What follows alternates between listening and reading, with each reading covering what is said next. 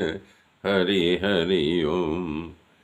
श्रीमन्नारायण नारायण हरि हरि ओम। श्रीमन नारायण नारायण हरि हरि ओम। मेरे मित्रों, तब वृत्तासुर प्रभु से विनती कर रहा है कि हे परमात्मा, मुझे मुक्ति नहीं चाहिए। बार बार कह रहा है, यदि मेरे कर्म के अनुसार मुझे जन्म लेना पड़े तो कोई उसका मुझे परवाह नहीं है। मुझे ऊंच नीच जातियां या योनियां का भी परवाह नहीं है।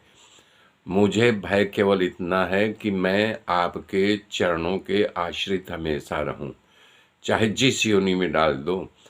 आपके भक्तों का संग मुझे मिलना चाहिए, और उस पामर जीव का संग कभी न हो जो अपने घर परिवार कन बंधन में बंधा रहे और घर परिवार पुत्र कलत इन सब के माया मोह में उलझ करके अपने जीवन का जो है निरंतर मृत्यु के मुख में जा रहा है। ऐसा संग मुझे न मिले।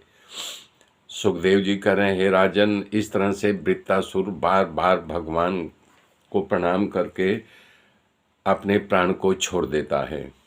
परंतु वृत्तासुर ब्राह्मण था। अब उस ब्राह्मण का इंद्र ने मारा था तो वो पाप इनके पीछे दौड़ा। तो इंद्र भगवान जो है यानी कि मानसरोवर के जल में छलांग मार दिया और कमल के नाल में जाकर के छिप गए। 1000 साल तक उसी कमल के नाल में छिप करके अपना प्रायश्चित करते रहे। तब ब्राह्मणों ने उनको कहा कि अब आप बाहर आओ। तब वो ब्राह्मण आए बाहर और ऋषियों ने बात की। तो नहुस राजा जब यानी कि इंद्र नाल कमल में छिपे थे तो नहुस राजा को इंद्र पद दिया गया था, तो उनकी पत्नी का नाम सची था।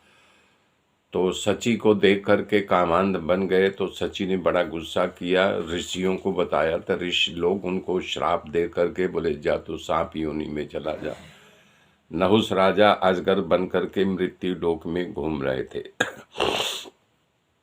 तो इसके बाद जब नाल से निकले तब उनको ब्राह्मणों ने ऋषियों ने कहा बाहर आओ। तो शुद्ध तो हो गए थे, 1000 वर्ष तक प्रायश्चित किया था, लेकिन उन्होंने ब्राह्मणों ने मिल करके अश्वमेघ यज्ञ किया, जिससे ये कथा मानव के समस्त पापों को धो डालती है और भक्ति को बढ़ा देती है। इसलिए बुद्धिमान पुरुषों को इसे सुने और इसका पठन करें तो अपने शत्रुओं पर विजय प्राप्त करेंगे और आयु की बढ़ोतरी भी होगी। परीक्षित राजा भगवान सुखदेव जी प्रश्न करते हैं कि हे प्रभु, वृत्तासुर तो पापी था, इसका स्वभाव रजोगुणी था, देवताओं को दिख से भरा हुआ था और देवताओं को दुख देने के लिए उसका प्रागट्य हुआ था।